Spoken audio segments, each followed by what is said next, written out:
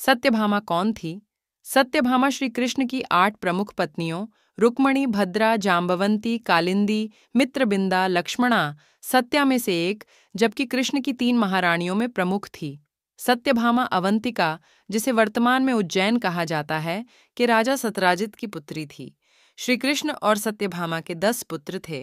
श्री भानु, सुभानु, भानु, वृहदभानु, स्वरभानु, प्रभानु, चंद्रभानु, भानुमान, अतिभानु और प्रतिभानु।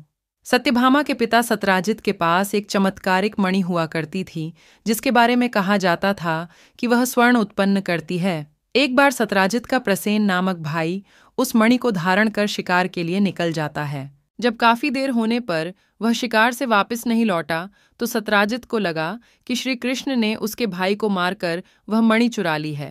राज्य में श्री कृष्ण को लेकर ऐसी ही बातें होने लगीं।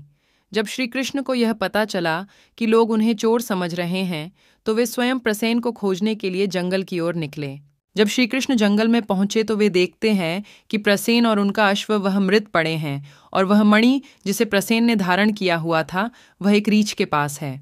वह रीछ राम भक्त जामवंत थे। जामवंत और श्री कृष्ण के बीच भयंकर युद्ध हुआ, और देखते ही देखते जामवंत पराजित होने की अवस्था में आ चुके थे। इसके लिए उन्होंने अपने प्रभु श्री राम का स्मरण किया। स्मरण करते ही श्री कृष्ण ने राम का रूप ले लिया। जामवंत ने जैसे ही श्री कृष्ण को राम अवतार में देखा, वे अपने अश्रुओं को रोक नहीं पाए। क्षमा मांगते हुए उन्होंने उस मणि के साथ ही अपनी पुत्री जामवंती को भी श्री कृष्ण को सौंप दिया। अब श्री कृष्ण उस मणि को लेकर राजा सतराजित में पहुंचते हैं और उन्हें यह लौटा देते हैं।